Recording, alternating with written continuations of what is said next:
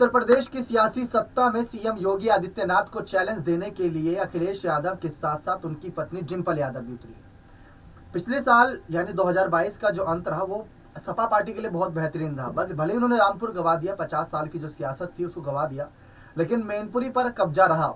अपने पिता की सीट को वापस बचा लिया, जो स्वर्गीय पिता जो मुलायम सिंह यादव है उनकी सीट को वापस बचा लिया। लेकिन अच्छी बात यह रही डिंपल यादव ने जीत दर्ज करी।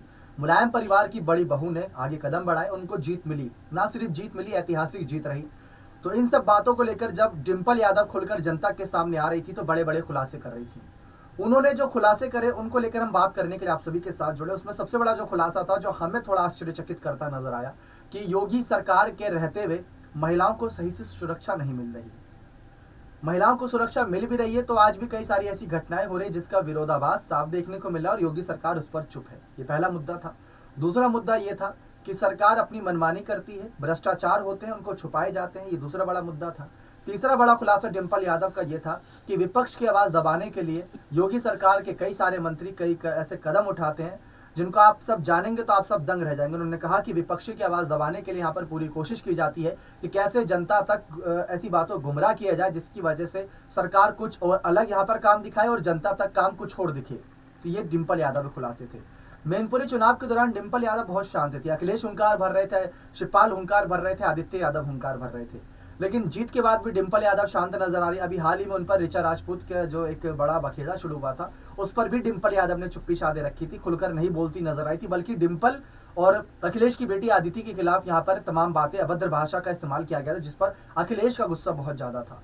तो डिंपल यादव क्या चुनावी रणनीतियों के लिए थी अखिलेश यादव का मोहरा, या फिर अखिलेश यादव सचमुच डिंपल को आया कर रहे हैं? तो सचमुच आपको जानकारी दे दे तो सीएम योगी आदित्यनाथ के खिलाफ चुनाव के समय भी जब 2022 का चुनाव था तब भी उन्होंने ये कहा था कि सरकार की पोल खुलेगी, सरकार को हार मिलेगी, सरकार में कुछ नहीं है, सरकार सिर्फ चल रही है और आगे नहीं चलेगी, क्योंकि आज नहीं तो कल ये सरकार हटेगी और सरकार की जगह हमारी सरकार बनेगी। किसी की भी सरकार बनती है तो वो अच्छे काम करेगी।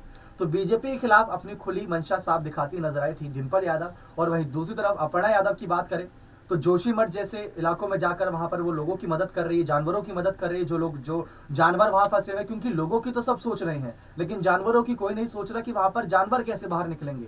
कई जंगली जानवर है, कई ऐसे पालतू जानवर हैं, पशु पक्षी, जिनकी देखभाल वहां पर करना बहुत ज्यादा जरूरी है क्योंकि प्रकृति से जुड़े हैं। तो अपर्णा यादव एक तरफ ये कदम उठा रही है। तो डिंपल की हुंकार सीएम योगी आदित्यनाथ के खिलाफ साफ नजर आ रही है, लेकिन डिंपल यादव की चुनौतियां योगी आदित्यनाथ ने स्वीकार की थी। मैनपुरी में हुंकार भरी, लेकिन डिंपल ने योगी सरकार के बड़े मंत्री या यूं कहीं नेता रघुराज सिंह शाक्य को बड़े मार्जिन से हराया था। तो डिंपल की इस जीत का डंका अभी तक बज रहा है और देखते हैं आगे आने वाले वक्त में नगर निकाय चुनाव और लोकसभा चुनाव से पहले डिंपल यादव अपने आप को कैसे और तैयार कर योगी आदित्यनाथ के खिलाफ हुंकार भरेंगी। ना सिर्फ योगी आदित्यनाथ बल्कि उनकी सरकार के हर मंत्री के खिलाफ हुंकार भरेगी। बने रहे चैनल के साथ, ऐसी और तमाम जानकारियों के लिए बहुत बहुत धन्यवाद।